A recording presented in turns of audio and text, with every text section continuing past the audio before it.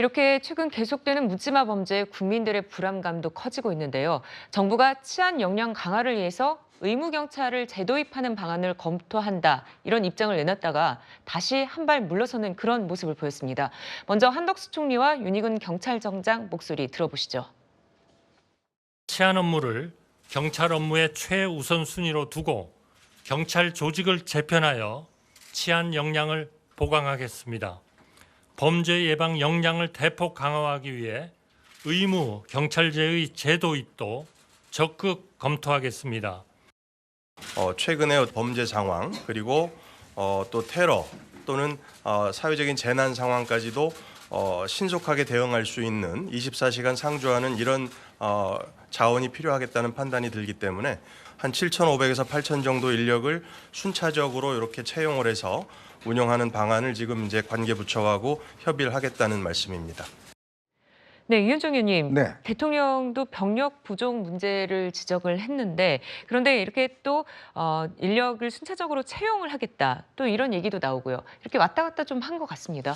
저는 이런 중대한 문제를 대통령에게 사전에 보고하지도 않고 발표했다는 거, 저는 네. 굉장히 지금 시스템의 지금 허점이라 봅니다. 예전에 그 노동관계법, 노동부 같은 경우도 그 이야기를 했지 않습니까? 네. 주 뭐 68시간인가요? 뭐 등등 그랬었죠. 해서. 네. 그러니까 이렇게 반복되는 거, 특히 이 의경제도 도입은요, 이 굉장히 중대한 문제입니다. 왜냐하면 예전에 의경이 있다가 옛날엔 전투경찰이고 있었어요. 네. 의경이 있었습니다. 자, 그러다가 이제 점점 그 학교 시위가 줄어들면서 전투경찰은 해체가 됐고요. 그다음에 이제 의경이 남아 있었거든요. 근데 의경은 이게 헌법적으로도 여러 가지 논란을 빚고 있습니다. 병역의 의무라는 거는 국가 방위에 써야 되는 게 병역의 의무인데, 문제는 그걸 의경으로 이제 사실은 병역의 의무처럼 하는 거잖아요. 네. 그래서 그동안 여러 가지 논란이 있다가 이제 이걸 없앤다는 것 때문에 올해 초에 마지막 기수가 이제 제대하면서 완전히 없어졌습니다. 네. 그러면 이게 지금 군대에 갈 수 있는 병력을 이용해서 지금 의무경찰 하는 건데, 아마 여러분 기억하시고 우리가 뭐 60만 대군 이야기 하잖아요. 근데 지금 60만 대군이 아니고요, 48만입니다. 그만큼 줄었어요.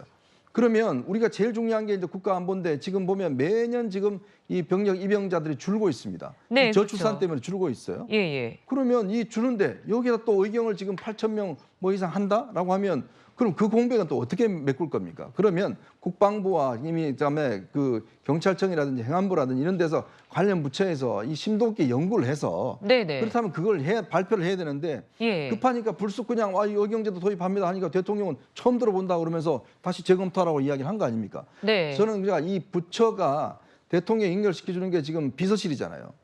도대체 관련 수석은 도대체 뭐 했는지 모르겠습니다. 그러니까 이런 사안들을 미리 대통령한테 보고를 하고 소통을 해야 되는데, 문제는 관련 수석이 대통령한테 제대로 보고를 안 했다는 거 아니겠습니까? 이 중대한 문제를. 왜 이런 일이 반복되는가라는 건 문제예요. 네. 한두 번이 아닙니다, 지금. 이거 저거 고치지 않으면, 아니 지금 총리가 발표를 했는데 대통령이 그 다음날 아니다라고 엎어버리면 국민들의 신뢰가 어떻게 하겠습니까? 저는 이번 문제는 그냥 넘어갈 문제가 아니라 왜 이런 일이 벌어졌는지, 왜 수석은 뭐해 있는지, 이런 부분에 대해서도 명확하게 저는 조사를 해야 된다는 생각이 듭니다. 네, 어제 열린 국회 국방위에서도 이와 같은 의무경찰 부활과 관련된 정치권의 질타가 이어지기도 했습니다. 도대체 국방부는 뭐 하는 겁니까? 국방부 장관은 의무경찰로 다시 재편성이 된다면 장관직을 걸고 그만두십시오. 누가 대한민국을 지키라고 의무경찰을 다시 만든다는 거예요? 도대체 총리실이 정신이 있는 사람든지 없는 사람든지 그 자체도 이해가 안 돼요.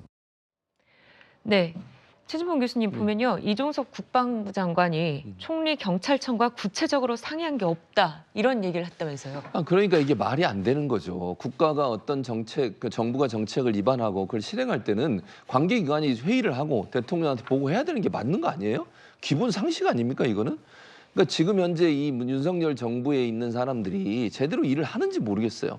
이런 식으로 중차대한 문제, 국방 인력의 감소 문제, 의경 문제는 이미 여러 번 논란이 돼가지고 이미 폐지된 문제를 다시 하겠다고 하는 것을 정말 정밀하게 검토하고 국방부, 경찰청, 그다음에 행안부 다 모여서 회의하고 총리가 잘 결정해서 해야 될 텐데, 그런 결정이 완전히 되지도 않고 대통령한테 제가도 안 받은 상태에서 불쑥 나와서 인터뷰를 합니까? 저렇게 성명을 발표하고 저는 저건 정말 미숙한 부분이다. 이게 드러난 게 이거 하나인데 모르겠어요. 또 그런 일이 또 있을지. 저는요 이런 부분 점검해야 돼요. 대통령실이 이런 문제점을 점검해서 다시는 이런 일이 일어나지 않도록 해야 되지 않겠습니까? 국민이 얼마나 불안하겠어요.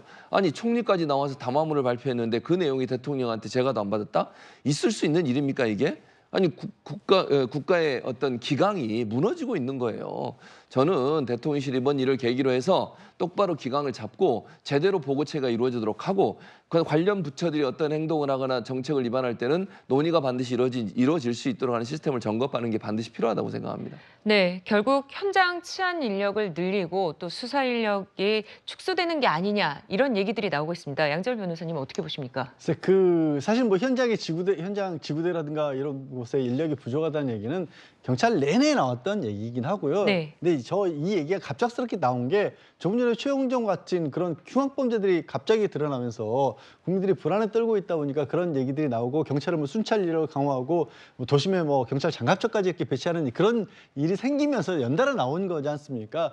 과연 그러면 그런 어떤 순찰 인력의 증가로 이걸 막을 수 있는 것인지 아니면 흉악범죄가 늘어나는 근본적인 원인이 뭔지 이런 걸 좀 깊게 들어가야 되는데 뭔가 땜질처럼 야, 사람들이 불안하니까 사람 많이 필요해. 현장이 많이 필요해. 이걸 먼저 생각을 하고 갑자기 일을 추진하다 보니까 무리한 계획 추진이 나왔고 그래서 이게 오락가락하는 그런 상황을 보인 거거든요. 네. 그러니까 정부의 대응 자체가 그런 식의 어떤 눈에 보이는 것만 임시 처방으로 하는 처방에서 나오기 때문에 이런 문제가 벌어진 게 아닌가 싶습니다. 네. 전체 지금 경찰 인력 14만 경찰 중에서 치안 인력이 4분의 1밖에 안 돼요. 네. 그러니까 지금 정보 경찰이라든지 이게 또 국정원의 그 수사 기능이 이제 넘어오면서 이런 부분에 지금 경찰이 많이 맡고 있단 말이에요. 자, 그렇다면 이런 부분을 좀 줄여서 뭔가 치안 쪽으로 좀 뺀다든지 내부 구조 개편부터 먼저 해놔놓고 그렇게 이야기해야 될 것 같습니다. 네. 오늘 네 분 말씀 여기까지 듣고요. 오늘 주제는 여기까지 하겠습니다. 고맙습니다.